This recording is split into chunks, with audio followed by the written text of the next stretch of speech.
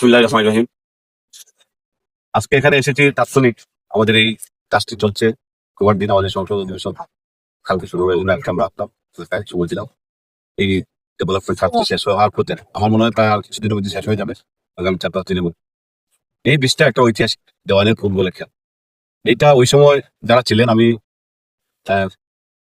সমালোচনা করবো না, তারপরেও বলবো সেই কাজটুকু এইভাবে না করলে ভালো।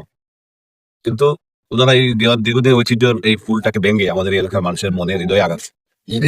যাই হোক, আমরা চেষ্টা করেছি এই ঐতিহ্যটাকে ধরে রাখতে।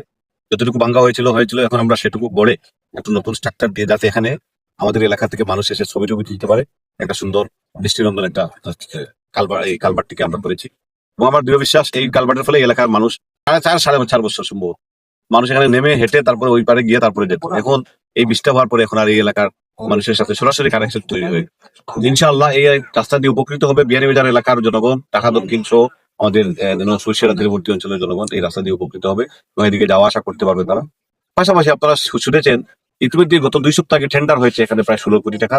এই রাস্তাটাকে বড় হবে এবং এই রাস্তাটা আবার এই বড় হয় এই রাস্তাটুকু ঢাকা দক্ষিণ আমাদের ঢাকা দক্ষিণে যে রাস্তা পর্যন্ত সেই রাস্তা ইনশাআল্লাহ সেটারও কাজ আমার বিশ্বাস জুলাই শেষ দিকে শুরু হবে।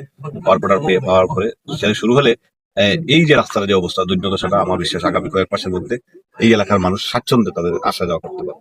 যাই হোক, এটা তার পাশাপাশি আরো অনেক প্রকল্পগুলো আমরা নিয়েছি। আপনারা জানেন যে ইতিমধ্যে ওই যে মরিয়া ইউনিয়নের সারোপারে প্রায় 47 কোটি টাকার 3টা রাস্তা আমরা অনুমোদন করি, এটাও টেন্ডার হয়ে গেছে। তার পাশাপাশি আমুরা ইউনিয়নের যে রাস্তা বলছে আমুরার এটাও বিবেচনাধীন আছে, আশাবাদী সেটা হবে।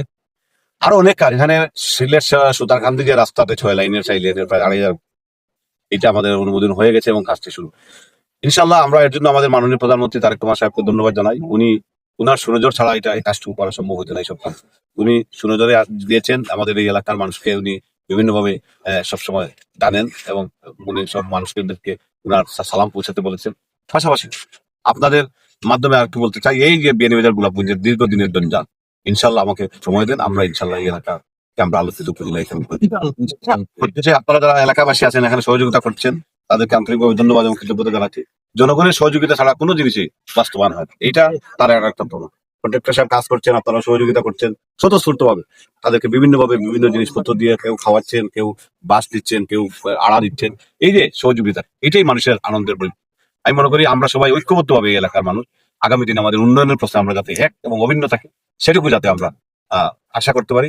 এবং পরিশেষে আপনারা যারা ইতিমধ্যে অনেক কষ্ট করেছেন এই এলাকার মানুষ, ইনশাআল্লাহ আগামী কিছুদিন পর আমরা এটা উদ্বোধন করবো। উদ্বোধনের মাধ্যমে এই রাস্তাটি আবার চলাচলের উপযোগী হবে। সবাইকে ধন্যবাদ। আসসালাম।